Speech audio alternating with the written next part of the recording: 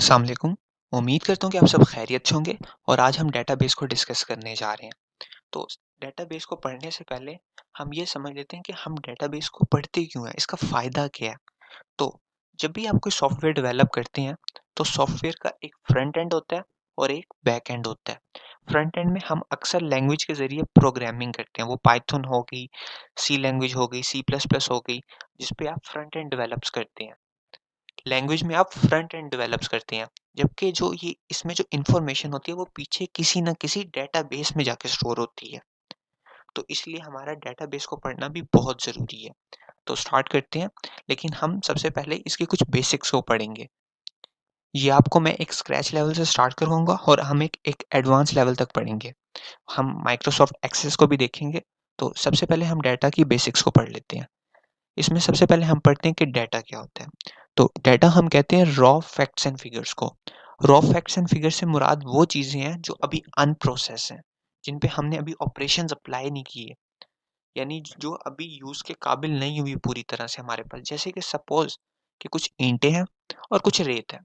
हम इसको प्रोसेस करके, इस पे कुछ ऑपरेशंस अप्लाई करके हम एक घर बना सकते हैं, हम दीवार बना सकते हैं, लेकिन अभी ये रॉ फॉर्म में है, अभी ये अनप्रोसेस्ड फॉर्म में है। हम इस पे सर्टेन ऑपरेशंस अप्लाई करेंगे जिसके नतीजे में हमारा एक फ्रूटफुल रिजल्ट आएगा, लेकिन अभी ये रॉ फॉर्म में है। तो इसी तरह डाटा है। And the second thing is that data enable us to make better decision by giving status of past. Data हमें पास्ट के स्टेटस के जरिए बेटर डिसीजन मेकिंग में हेल्प करता है।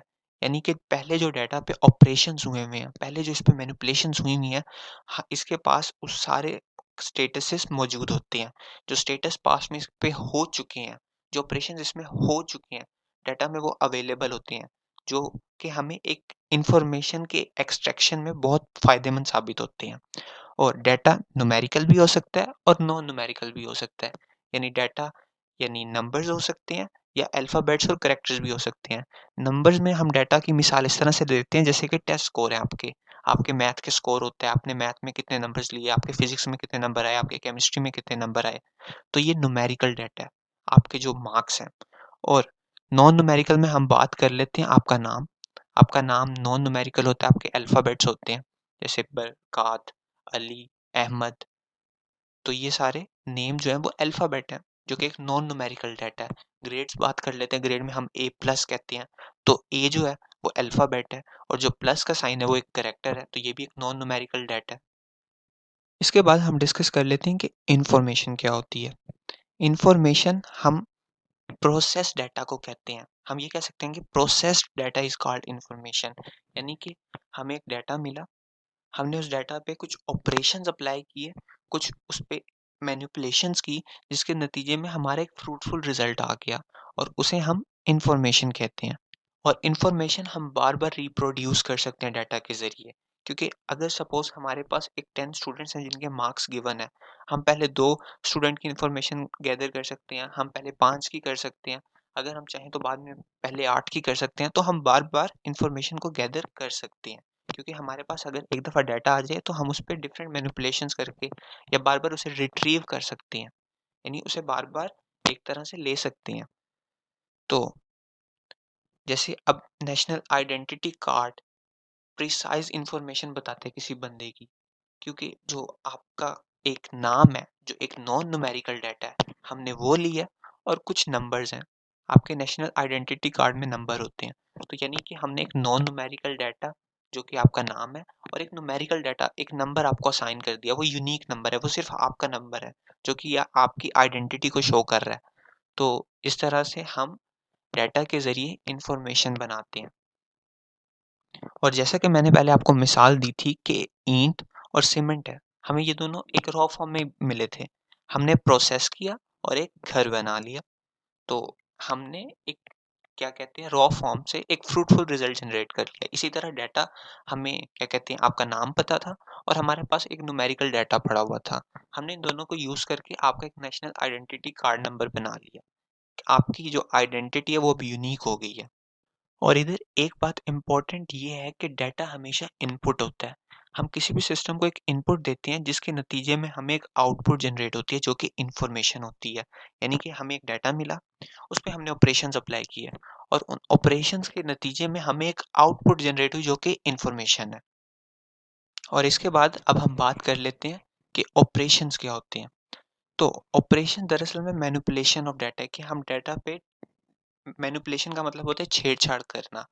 तो डाटा पे हम डिफरेंट ऑपरेशन अप्लाई करते हैं जिसके बदले में हमें एक रिजल्ट मिलता है। जैसे कि हमने स्टूडेंट्स की एवरेज निकालनी है तो हम एडिशन का ऑपरेशन अप्लाई करते हैं और डिवीजन का ऑपरेशन अप्लाई करते हैं कि हम जितने स्टूडेंट्स गिवन है उनके मार्क्स को ऐड कर लें और फिर जितने नंबर ऑफ स्टूडेंट थे उससे डिवाइड कर दें।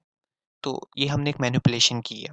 तो डाटा में हम 3 चीज़ें करते हैं। सबसे पहले हम करते हैं डाटा को कैप्चर, यानी डाटा को लेते हैं। जैसे हमने 20 बच्चों के मार्क्स ले लिए, फिर हम उन पे ऑपरेशंस परफ़ॉर्म करते हैं। यानी कि हम एवरेज निकालना है तो हम एडिशन और डिवीज़न का ऑपरेशन परफ़ॉर्म करेंगे और फिर इस ऑपरेशन परफ़ॉर्म करने के बाद जो हमारे पास एक आउटपुट आई है, वो हमारी इन्फॉर्मेशन होती है। ये मैं बार-बार बता रहा हूँ कि डाटा इनपुट होता है और उसपे ऑपरेशंस अप्लाई करते हैं और ऑपरेशन के नतीजे में जो हमारे पास एक फ्रूटफुल रिजल्ट आता है, वो हमारी इन्फॉर्मेशन या आउटपुट होती है। इसके बाद हम डिस्कस कर लेते हैं डाटा प्रोसेसिंग एक्टिविटीज़। तो डाटा प्रोसेसिंग एक्टिविटीज़ 3 है। सबसे पहले है डाटा कैप्चरिंग, यानी डाटा को कैप्चर करना, डाटा को लेना। उसके बाद है डाटा मैनिपुलेशंस। अब डाटा मैनिपुलेशन में 4 चीज़ें आ जाती हैं। सबसे पहले आ जाती है क्लासिफिकेशन, यानी डाटा को क्लासिफाई करना। इसकी मिसाल मैं आपको इस तरह से देता हूँ कि सपोज़ किसी कॉलेज या यूनिवर्सिटी में अभी एडमिशन्स ओपन है और उन्होंने फिर बच्चों से एडमिशन फॉर्म्स लिए। अब उनके पास 2000 एडमिशन फॉर्म्स आ गए हैं। तो सबसे पहले वो ये क्लासिफाई करेंगे कि कौन से मेडिकल के स्टूडेंट हैं, कौन से इंजीनियरिंग के स्टूडेंट हैं, कौन से कंप्यूटर साइंस के स्टूडेंट हैं। तो पहले उन्होंने डाटा को क्लासिफाई कर लिया। क्लासिफिकेशन के बाद उन्होंने मेरिट बनाया। उन्होंने मार्क्स की बेसिस पे कैलकुलेशंस की कि इसके मैट्रिक में कितने थे, इसके इंटरमीडिएट में कितने थे, इसके एंट्री टेस्ट में कितने थे। फिर उसकी नतीजे में एक एग्रीगेट जनरेट हुआ। तो उस एग्रीगेट जनरेट होने के अमल में हमने कैलकुलेशंस की, यानी कैलकुलेशंस के बाद हमने सॉर्टिंग की, यानी हमने दर्जाबंदी की कि हमने सबसे ज़्यादा मार्क्स वाले स्टूडेंट को पहली रो में रखना है और सबसे कम मार्क्स वाले स्टूडेंट को सबसे नीचे वाली रो में रखना है। यानी असेंडिंग ऑर्डर में भी हम कर सकते हैं, डिसेंडिंग ऑर्डर में भी कर सकते हैं। हमने सॉर्टिंग की, हमने सॉर्टिंग कर ली। सबसे पहले हमने क्या किया था, क्लासिफाई कर लिया। उसके बाद हमने एक एग्रीगेट बना लिया कैलकुलेशंस करके और उसके बाद हमने सॉर्टिंग की, दर्जाबंदी कर ली। हमने कह दिया कि पहले 100 बच्चों को हमने रखना है, तो हमने 100 तक का रिज़ल्ट समराइज़ कर लिया।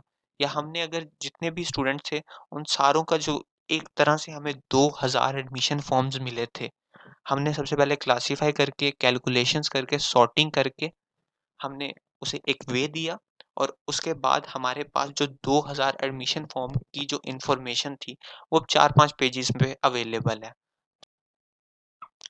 यानी ये सफ़र 2000 एडमिशन फॉर्म से शुरू हुआ और जो ख़त्म हुआ वो 5-6 समरी के जो हमारे पास पेजेज़ हैं, उन पे आके ख़त्म हुआ।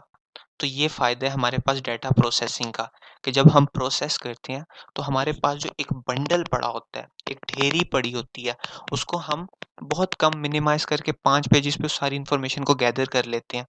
जैसे कि हमने अभी किया और इसके बाद हम करते हैं manage output. In classification, calculation, sorting और समराइजिंग को मैं आगे आपको दूसरे लेक्चर में और डिटेल में एक्सप्लेन करूँगा, लेकिन अभी आपको मैनेजिंग आउटपुट का भी कॉन्सेप्ट देना ज़रूरी है। तो मैनेजिंग आउटपुट में 2 प्रोसेसेस होते हैं, स्टोरिंग एंड रिट्रीवल। यानी कि हमने ये जो समरी निकाली है, इसे कहीं पे स्टोर कर लिया और रिट्रीवल का मतलब होता है रीयूज़, दोबारा से इस्तेमाल करना। जैसे कि हमारे पास पहले 100 बच्चे आ गए एडमिशन्स के, तो एक बच्चा फिर यूनिवर्सिटी में अपना एडमिशन सिक्योर करवाने आया, तो हमने उस इन्फॉर्मेशन को रिट्रीव किया, हमने दोबारा देखा, जो हमारे पास स्टोर हुई हुई थी इन्फॉर्मेशन, हमने देखा कि क्या ये वो पहले 100 बच्चों में ही है? अगर वो 100 बच्चों में था, तो हमने उसे एडमिशन दे दिया। और दूसरा फ़ायदा ये है कि कम्युनिकेशन एंड रिप्रोडक्शन। कम्युनिकेशन से मुराद क्या है? दूसरों के साथ शेयर करना, दूसरों को ये बात पहुँचा देना।